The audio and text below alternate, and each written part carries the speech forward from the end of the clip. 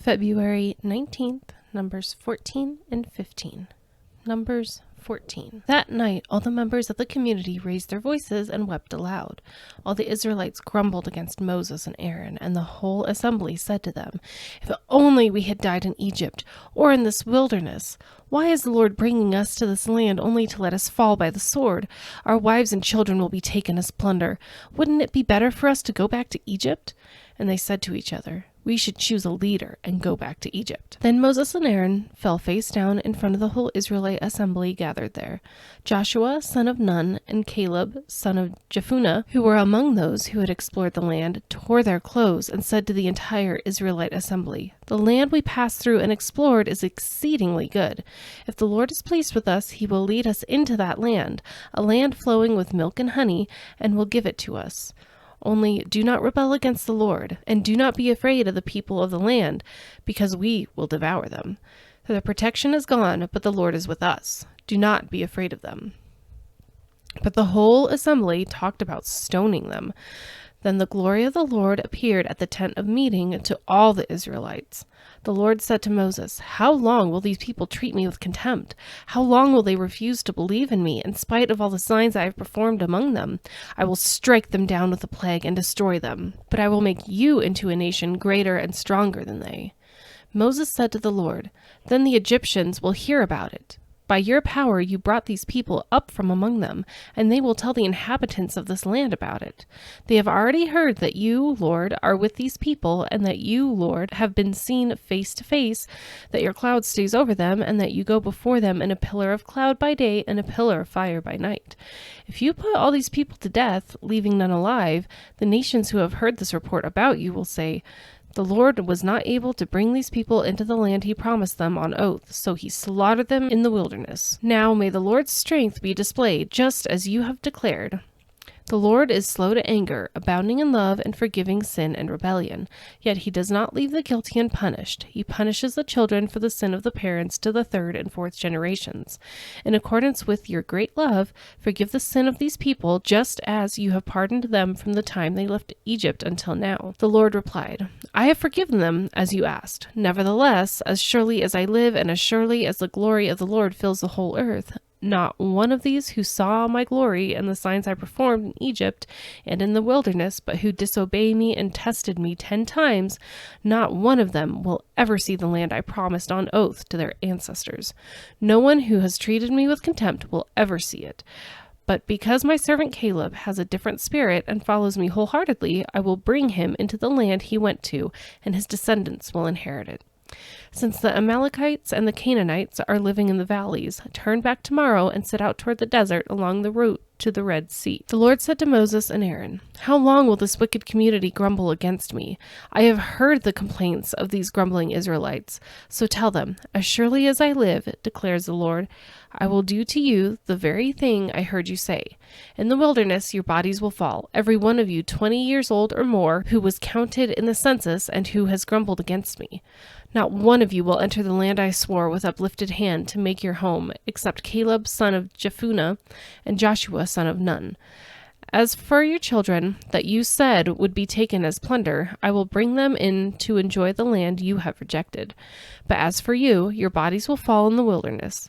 Your children will be shepherds here for 40 years, suffering for your unfaithfulness, until the last of your bodies lies in the wilderness.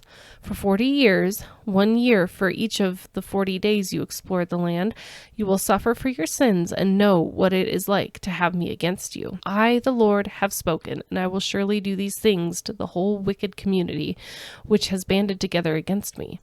They will meet their end in the wilderness. Here they will die." So the men Moses had sent to explore the land, who returned and made the whole community grumble against him by spreading a bad report about it, these men who were responsible for spreading the bad report about the land were struck down and died of a plague before the Lord. Of the men who went to explore the land, only Joshua, son of Nun, and Caleb, son of Jephunneh, survived. When Moses reported this to all the Israelites, they mourned bitterly. Early the next morning, they set out for the highest point in the hill country, saying, "Now we are ready to go up to the land the Lord promised. Surely we have sinned." But Moses said, Why are you disobeying the Lord's command? This will not succeed. Do not go up, because the Lord is not with you. You will be defeated by your enemies, for the Amalekites and the Canaanites will face you there. Because you have turned away from the Lord, he will not be with you, and you will fall by the sword." Nevertheless, in their presumption, they went up toward the highest point in the hill country, though neither Moses nor the ark of the Lord's covenant moved from the camp. Then the Amalekites and the Canaanites who lived in that hill country came down and attacked them and beat them down all the way to Hormah. Numbers 15. The Lord said to Moses, "Speak to the Israelites and say to them, after you enter the land I am giving you as a home, and you present to the Lord food offerings from the herd or the flock as an aroma pleasing to the Lord, whether burnt offerings or sacrifices, for special vows or freewill offerings or festival offerings, then the person who brings an offering shall present to the Lord a grain offering, 1/10 of an ephah of the finest flour mixed with 1/4 of a hin of olive oil. With each lamb for the burnt offering or the sacrifice, prepare 1/4 of a hin of wine as a drink offering. With a ram, prepare a grain offering of 2/10 of an ephah of the finest flour mixed with 1/3 of a hin of olive oil and 1/3 of a hin of wine as a drink offering. Offer it as an aroma pleasing to the Lord. When you prepare a young bull as a burnt offering or sacrifice for a special vow or a fellowship offering to the Lord, bring with the bull a grain offering of 3/10 of an ephah of the finest flour mixed with a hin of olive oil, and also bring half a hin of wine as a drink offering. This will be a food offering, an aroma pleasing to the Lord. Each bull or ram, each lamb or young goat is to be prepared in this manner. Do this for each one, for as many as you prepare. Everyone who is native born must do these things in this way when they present a food offering as an aroma pleasing to the Lord. For the generations to come, whenever a foreigner or anyone else living among you presents a food offering as an aroma pleasing to the Lord, they must do exactly as you do. The community is to have the same rules for you and for the foreigner residing among you. This is a lasting ordinance for the generations to come.